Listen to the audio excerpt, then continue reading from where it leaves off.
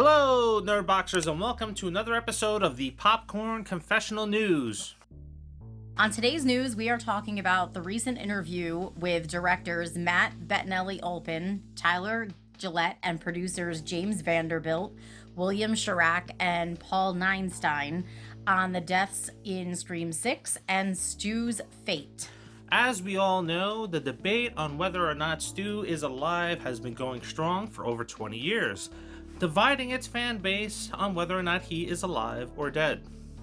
For those that do not know, Stu Macher was Billy Loomis's accomplice in the original Scream and had been stabbed multiple times by Billy to set their alibi as the last survivors so they could plan the sequel.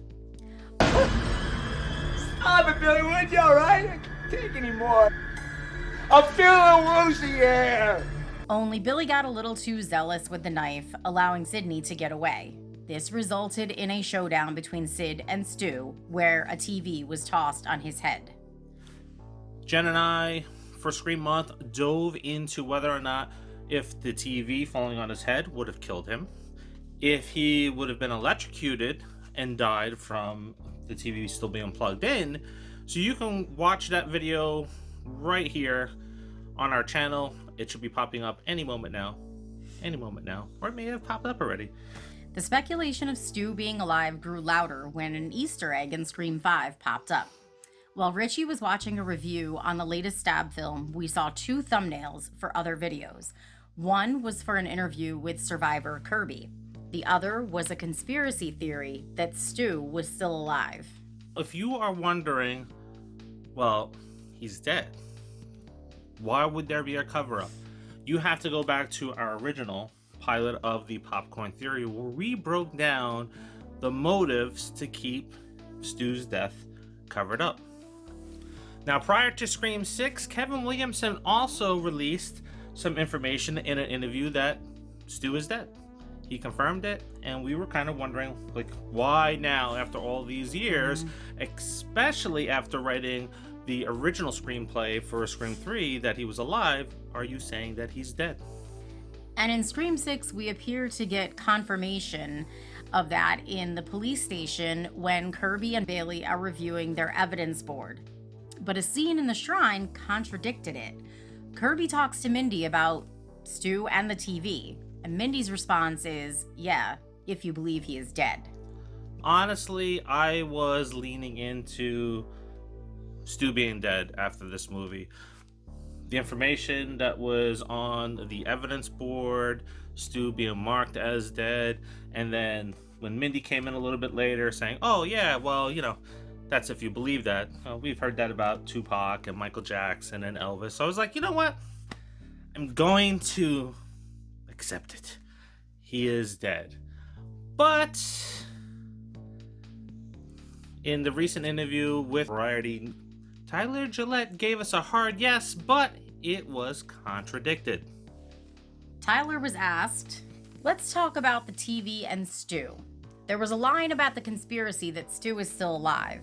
Was Kirby pushing the TV onto Ethan and killing him to prove to fans that that killed Stu? Yes. So that's putting the nail in the coffin. That is scripted specifically as a brutal and definitive kill. Guy and Jamie wrote the TV falling on Ethan's head as a brutal and definitive kill. I just love that moment.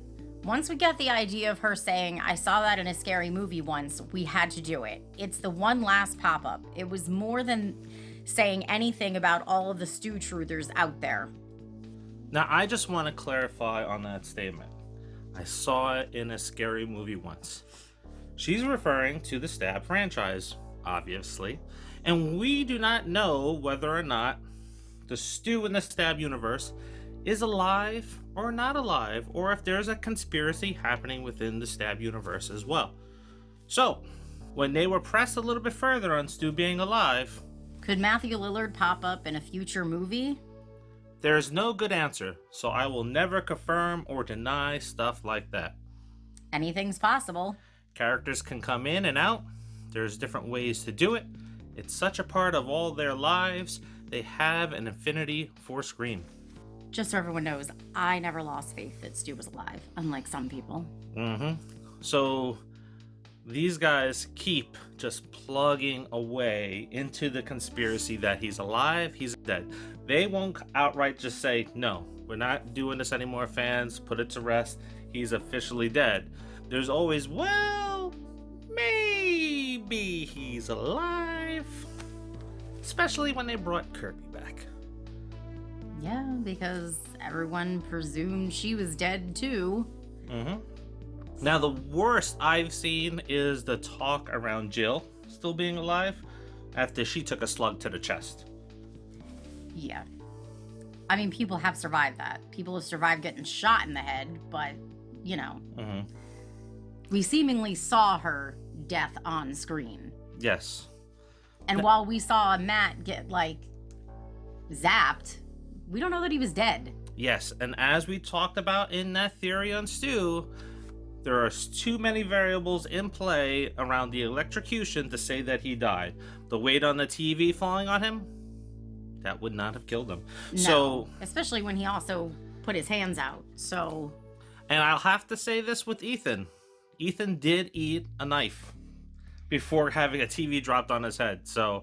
Yeah. Supposedly, he is dead, but the TV wouldn't have done it. I'm sure the knife going through his throat should have done it, and it should have done it the first time. Not to mention that the TV was, like, hollowed out to a point because it was fried. Mm-hmm. So his face would have just kind of fit perfectly inside the TV. Now, I'm not saying that Ethan's alive because he did, you know, that probably caused enough internal damage to kill him. He should have been dead before that. Exactly. There should have been no, oh my God, the TV got thrown on his head, because the TV didn't kill him. Yeah, and I also want to say this as well.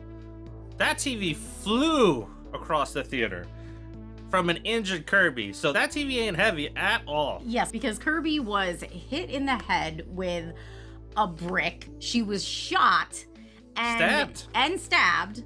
And then she picked up a TV, a tube TV, people. Like, we know these are heavy, and she tossed it across the theater. She was on a third or fourth rush of adrenaline, I guess. But some Red Bulls, I don't know. Tyler, I don't know what you're trying to do here, right? Just come out and say, yes, he's alive or dead. Stop the conspiracy if you think he is dead, right? Let's stop playing the games out there. Are you guys on the Stu train? What do you think of these comments that were put out there in the Variety interview? Is he alive? Is he dead? Are we going to be debating this for another 10 years? We just need answers, so let us know by dropping those in the comments. Now, before we do go, don't forget it is the quest for 5,000 subscribers. And you can help us get there by liking, sharing, commenting. And for every video that gets 100 likes and 100 comments at 25, 50, and 75, we will be giving away free movie swag.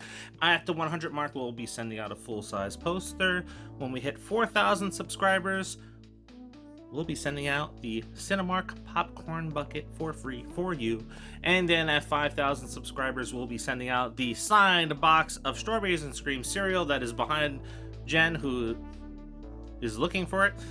It is signed by Matthew Lillard, David Arquette, and Rose McGowan. 3 signatures on a box of cereal you can't get here in the US.